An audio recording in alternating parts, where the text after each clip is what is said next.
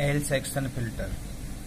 L section मतलब होता है एल आकृति का फिल्टर, मतलब ऐसे एल आकृति का हो। तो देखो ये यहाँ से इधर ये पूरा पूर्ण दृष्टकारी है, और ये मैंने एल टाइप का एल और सी जो एल आकार का फिल्टर बन रहा है ये वाला, ये कहलाता है एल सेक्शन फिल्टर। मतलब लोड के समांतर क्रम में एक संधारित्र जोड़ दें और उन दोनों के श्रेणी क्रम में एक प्रेरक कुंडली जोड़ दें, तो इससे बनने वाला फिल्टर एल सेक्शन फिल्टर कहलाता है। एल सेक्शन फिल्टर में देखो यहाँ पूर्ण तरंग दृष्टकारी से निकलने वाली जो बोलता है उसमें एसी प्लस डीसी दोनों होते हैं।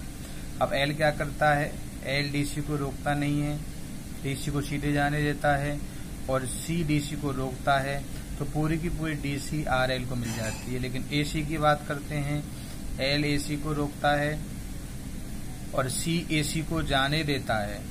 तो आरएल का मान इतना अधिक रखते हैं सी के रेस्पेक्ट में कि पूरी की पूरी लगभग संपूर्ण एसी सी में से प्रवाहित हो। तो मुझे लोड पर एसी और डीसी देखना, क्योंकि रिपल फैक्टर ज्ञात करना है, ऊर्ध्व का गुणांक ज्ञात करना है। ऊर्ध्व गुणांक परिभाषा है R = EAC अपॉन EDC या IAC अपॉन IDC लोड के ऊपर। तो देखो क्या लिखेंगे हम, एल सेक्शन फिल्टर में सी धारिता के संधारित्र को लोड आरएल के साथ समांतर क्रम में संयोजित किया जाता है। आरएल का मान XC से अधिक रखा जाता है तथा एक प्रेरक कुंडली एल को इनके साथ श्रेणी क्रम में संयोजित किया जाता है। इससे बनने वाला फिल्टर जो है वो एल सेक्शन फिल्टर कहलाता है। अब हम जानते हैं कि पूर्ण तरंग दृष्टकारी से निकलने वाली जो दृष्ट बोलता है जो होती है B = 2EM upon pi -4EM upon cos 2 omega T -4EM upon 15 पाई cos 4 ओमेगा टी। इस पहले वाले ओमेगा कोई आ नहीं रहा, मतलब ये प्योर डीसी है, और इसमें इसका ज्यादा इंपॉर्टेंट होता है, तो ये वाला भाग होता है एसी का।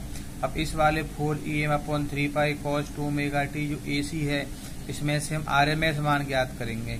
उस आरएमएस मान को ज्ञात करने पर जितना भाग संधारित्र के सिरों पर एसी है उसका मान ज्ञात करना है, क्योंकि इसका मान दोनों पैरेलल कॉम्बिनेशन जितना भाग एसी का यहाँ होगा उतना भाग एसी की वोल्टता यहाँ कहलाएगी। तो इन दोनों समांतर क्रम में तुम संधारित्र के सिरों पर एसी वोल्टता देखनी है। तो देखो निर्गत दृष्ट वोल्टता हो जाएगी EDC = 2EM अपॉन पाई। अब ये EDC है ना, क्योंकि ये डीसी को रोकता नहीं है और ये डीसी को जाने नहीं देगा, तो पूरी की पूरी डीसी कहाँ मिल जाएगी, लोड के ऊपर। तो ये जो EDC है यही पूरी को लोड मिल जाएगी। निर्गत प्रत्यावर्ती वोल्टता की बात करें, EAC = 4EM अपॉन 3 पाई cos 2 ओमेगा टी। अब ये इस पर आरोपित होगी। अब मुझे इस पर देखनी है कितनी है इसके ऊपर, तो हमें निकालना है टोटल प्रतिबाधा। तो देख कैसे निकालेंगे, यहाँ आयल का मान XC से बहुत अधिक होता है, अतः आयल से प्रवाहित एसी धारा को शून्य माना जा सकता है। तब एल व सी से प्रवाहित प्रत्यावर्ती धारा होती है उनके नियम से I = E अपॉन R। अब R क्या होता है, प्रतिबाधा, किस किस की, L की और C की। अगर परिपथ में L C R तीनों लगे होते हैं, प्रतिबाधा होती है √ के R² प्लस XL - XC का होल स्क्वायर का √। अब इसमें R तो है नहीं, क्योंकि L और C की बात करनी है। इन दोनों परिपथ में प्रतिबाधा देखनी है। R का मान 0, Z हो जाएगा XL - XC का होल स्क्वायर √ X हो जाएगा XL - XC। XL क्या है, प्रेरक कुंडली का प्रतिघात, XC संधारित्र का प्रतिघात, ये होता है 2 ओमेगा L, ये होता है 1/2 ओमेगा C। क्योंकि हमारी जो प्रतिबाधा वो दृष्ट वो एसी जो संकेत है उसकी आवृत्ति 2 ओमेगा है, ओमेगा नहीं है, 2 ओमेगा है। तो यहाँ से समीकरण 2/4 से मान 3 में रख दें। IAC का मान ज्ञात कर लें, 4EM अपॉन 3 पाई cos 2 omega T upon x मतलब टोटल प्रतिबाधा। अब आयल व सी पर प्रत्यावर्ती वोल्टता कितनी हो जाएगी, इस पर देखनी है C पर। तो C की प्रतिघात कितना है, ओम के नियम से E = I। धारा कितनी है, IAC × X। X कितना होता है, 1/2 ओमेगा C रख दिया, EAC रेस मान आ गया। अब मुझे इसका वर्गमाद मूल मान चाहिए, क्योंकि रिपल फैक्टर में हम हमेशा AC का वर्गमाद मूल मान ही ज्ञात करते हैं। तो 4EM cos 2 omega T upon 3 पाई इसका मुझे वर्गमाद मूल मान चाहिए। तो इसका वर्गमाद मूल मान इसका होता है 1/√2, जो हम कल ज्ञात कर चुके हैं। तो EAC RMS हो जाएगा 4EM/3/4 omega square LC minus 1 1/√2। Definition और पिल फैक्टर ऊर्मिका गुणांक की परिभाषा से R equal to EA' RMS upon EDC। मान रख दिया EA' RMS का 4EM/3√2 pi 4 omega square LC minus 1/2EM/पाई। इसको हल कर लिया तो ये हो गया।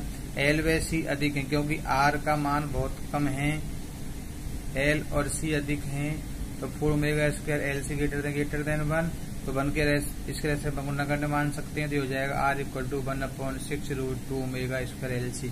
एक मैंने मेथड कल बताया था तुम्हें, voltage division rule. Voltage division rule क्या होता है कि जो वोल्टता इनके सिरों पर है, पहले तो इसका हम RMS मान ज्ञात कर लेंगे। कितना हो जाएगा इसका RMS मान? इसका RMS मान हो जाएगा, यह हो जाएगा 1/√2, तो हो जाएगा EAC RMS equal to 4EM/3 pi 1/√2। अब ये वोल्टता इस L और C के सिरों पर है, मुझे C के सिरों पर निकालनी है, तो सामने कौन है? L, तो कितना हो जाएगा 2 ओमेगा L। सूत्र बनेगा तुम्हारा, इधर देखो, 2 ओमेगा L अपॉन दोनों प्रतिबाधा कितनी है? XL माइनस XC, तो 2 omega L minus 1 upon 2 omega C into applied, मतलब मान निकाला हमने 4EM/3 पाई 1/√2। इसको भी सॉल्व किया जाएगा तो वापिस यही मान निकल के आएगा। मतलब दो मेथड हैं, एक तो हम पहले तो धारा ज्ञात करें, धारा ज्ञात करके फिर इसके सिरों पर वोल्टता देखें, या फिर यहाँ कितनी तुम्हारी AC की वोल्टता उसका RMS मान ज्ञात करें, फिर उसमें से कितना भाग इस पर आ रहा है वो ज्ञात कर लें वोल्टेज डिवाइडेशन रूल से। तो ये दोनों सीरीज कॉम्बिनेशन में, तो इस वाली जो RMS वैल्यू है इसमें से कितना भाग C के ऊपर है, वो सूत्र होता है सामने की प्रतिबाधा अपॉन दोनों का योग इंटू एप्लाइड पोटेंशियल। वहां से भी ज्ञात कर सकते हैं, जो जैसे कि हमने पिछली वीडियो में बताया था, दोनों का आंसर सेम ही आता है।